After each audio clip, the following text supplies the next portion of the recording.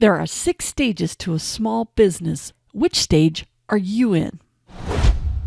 Hey, badass business owners. Today I want to talk about the 6 stages of a small business. We will go through the characteristics of each stage. We'll talk about some common traits other small business owners have in these stages and the steps you need to take to move to the next stage. We will also discuss why some stages are more dangerous than others if you stay in it way too long. Now, why is it important that you understand these stages? Well, each stage is like a mile marker for your business. It typically will signal where you are in key aspects of running your business. Things like profits, customer flow, marketing, processes to drive efficiencies, which of course lead to more sales and more profits. How much time you are working on the business versus in the business. How well you know and leverage your business numbers. How about competition? Just to name a few. And with that, we'll take a look at what each stage is, and then we'll dive in deeper into them so you can figure out which stage you're in. Stage 1 is the launching stage. Stage 2, surviving. Stage 3, existing. Stage 4, growing. Stage 5, expanding. And stage 6, ending. And yes, there will be some businesses that will skip stages and go straight to the final stage, but we'll talk about that more in a little bit. Stage 1. Launching, starting up the business. This is where you are going to go through all the different tasks you need to be able to get your business up and running. For example, what business will you start? What need in the community are you going to fill? You're going to start doing some research into your competitors, into the government requirements, permits, licensing. You're going to figure out what training you must have. You're going to create a business plan, or what I like to call a success plan, because most of you don't really need an actual business plan.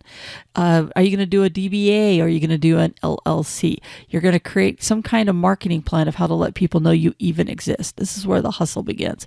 In a lot of cases, you're working another job. And by the way, we're going to talk about business numbers through all of this, because I am really huge on business numbers. But basically in the launching stage, you need to use some business numbers to figure out costs. But overall, most of you aren't going to know your business numbers at this point. But you need to start thinking about them. But let's face it, most don't.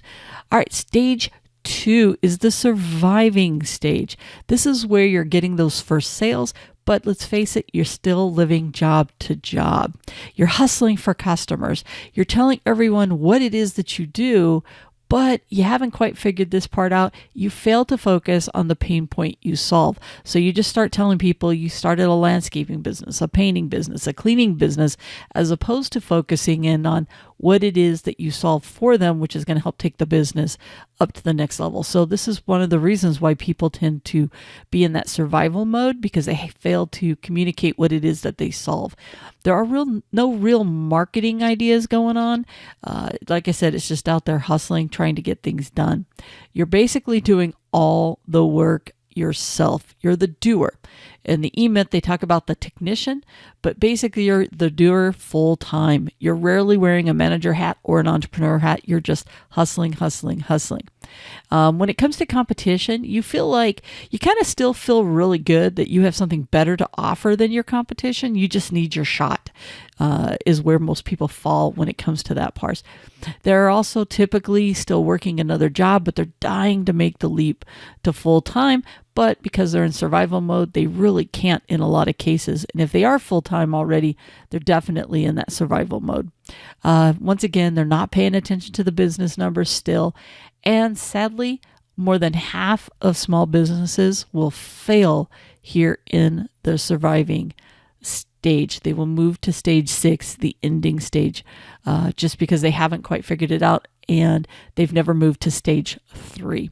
Let's talk about stage 3. Stage 3 is the existing stage. This is when you have a good, solid business. You're no longer struggling necessarily and living paycheck to paycheck. You're making a decent living. Business is steady, but it's not really growing. You've kind of tapped yourself out on how big you can grow. You're just kind of like coming in and doing your business. By the way, some people, this is the only type of business that they want. They kind of get stuck in stage 3. This is where they're happy. But I really encourage them to move and take on some parts of stage 4, even if this is the stage they want to kind of stay at. Once again, they're typically still doing all of the work. They might be carving out 10% of their time to work on the business versus just in the business. They're typically dipping their toe in marketing, throwing spaghetti at the wall to see how it works and if it can create some sales. Oftentimes they're overpaying for this marketing because they still don't understand their business numbers. When it comes to competition, oftentimes they're angry and frustrated with their competitors. They blame them for their lack of success and lack of being able to grow. They typically want to blame them because they've got all this money that they can do. They own the market. So they spend a lot of times with anger towards that competition, and they really shouldn't. They should be focusing on what it is that they do, which you'll see in stage 4. But oftentimes in this stage, this is still what they're doing. They need to, in stage 3, in the existing, they realize they need to know their business numbers, but they're still not doing it. So that nagging voice in the back of their head is telling them, hey, you need to start learning your business numbers, but yeah, we're still not doing it. Also realizing at this time, it's kind of like an enlightening stage, if you will, because they also realize that they need processes in their business, but they just don't have the time to put them together. So the knowledge is there that they need it to be able to help make the business run more smooth. But once again, they haven't carved out the time to work on the business. So it's just one of those thoughts processing in the back of their mind, in which case they never can find the time. Many folks get stuck in this stage. Many business owners get stuck in this stage. But here's the problem. It also is a very risky stage to hang out in, because if the crap hits the fan, if something happens in the marketplace, if something happens to them, the business will more than likely fail because they have not figured out how to get the business to run without them. So it's a very dangerous stage. Like I said, the majority of small business owners fall here into stage 3 and don't move to stage 4. And stage 4 is where we want to try to get most of you to. Stage 4 is the growing stage. And this is when you start to realize you don't know it all and that you need to leverage your processes and people in order to create more sales and more profits. And people that are in the growing stage, guess what? They get to take on more business without freaking out on how they can do it, because they've started to put in the processes and other pieces that we're going to talk about into place. So this way they can continue to grow. They understand that processes are the key to their business, and they start to put in place those processes in order to make things run more smoothly. Typically also, this is where they hire those first employees that help take tasks off the business owner's plate.